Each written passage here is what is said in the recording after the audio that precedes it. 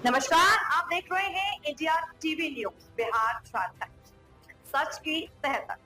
मैं हूं संदली और आपके लिए लेकर आई हूं आज की सबसे बड़ी और बेबाक खबरें। राजनीतिक रणनीतिकार प्रशांत किशोर ने एक बड़ा ऐलान किया है कि वह बिहार की महिलाओं के लिए 2 लाख रुपए की वित्तीय सहायता दिलाने में मुख्यमंत्री नीतीश कुमार के साथ काम करेंगे।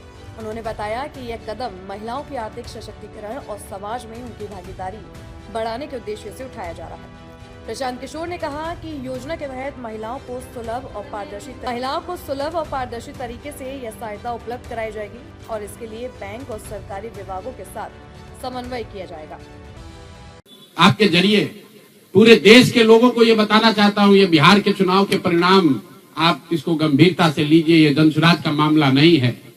अगर ये चीज अलाउ कर दी जाए तो देश से लोकतंत्र खत्म हो जाएगा। कोई भी दल जो सत्ता में है वो कभी चुनाव ही नहीं हारेगा। किसी भी सरकार के लिए 15, 20, 30 हजार करोड़ रुपया कहीं से कर्ज लेकर भी लोगों से को बांटने में कोई दिक्कत नहीं, कोई कर सकता है। आप देखिए, बिहार सरकार के पास पैसा नहीं था, कंटीजेंसी फंड से पैसा डाइवर्ट करके, वर्ल्ड बैंक का पैसा जो दूसरे काम के लिए था उसको डाइवर्ट करके ये वोट खरीदा गया है। और मैं बिल्कुल गंभीरता से दावे के साथ कह रहा हूं, कैमरे पर कह रहा हूं कि सरकार ने ये 10-10 हजार रुपए में वोट खरीदा है। अगर मैं गलत कह रहा हूं तो सरकार हम पर केस कर दे, हमको जेल में डाल दे, पीछे हटने वाले नहीं। गांधी जी ने जब अहिंसा की परिभाषा लिखी है तो उसमें लिखा है कि अन्याय का प्रतिकार होना चाहिए। हमारा कोई द्वेष नहीं है, हमारा कोई झगड़ा नहीं है, हमारी कोई लड़ाई नहीं है, लेकिन ये अन्याय है। ये अन्याय जनसुराज के लिए नहीं है, राजनीतिक दलों के साथ नहीं है, कैंडिडेट के साथ नहीं है जो जीते और हारे।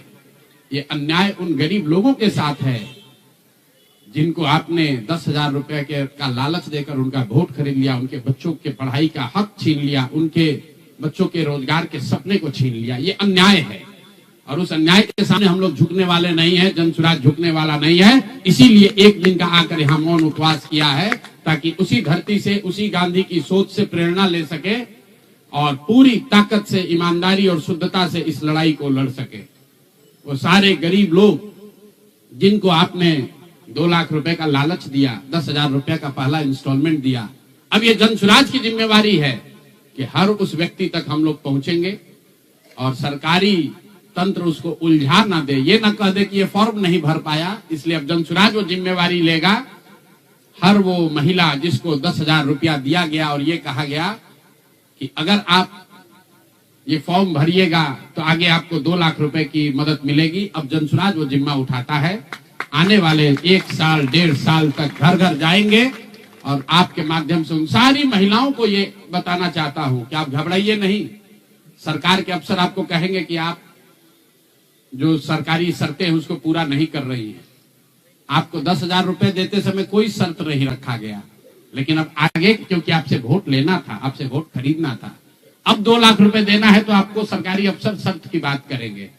तो सरकारी शर्तों के हिसाब से जो यहाँ के ग्रामीण विकास मंत्रालय ने जो शर्त जारी किए हैं, उस शर्तों के हिसाब से, उसके मुताबिक बिहार की 1.5 करोड़ महिलाओं से फॉर्म भरवाकर सरकार को जमा कराने का जिम्मा अब जनसुराज के साथियों का है। हम लोग उन घरों तक जाएंगे और आपके सामने ये घोषणा कर रहे हैं, 15 जनवरी के बाद जनसुराज की ओर से सारा जनसुराज परिवार हम लोग घर घर जाएंगे। इस राज्य के 1,18,000 वार्ड में हम लोग बैठकें करेंगे और बिहार के उन लोगों को जिनको ये पैसा देकर वोट खरीदा गया है उनसे वो फॉर्म भरवाएंगे।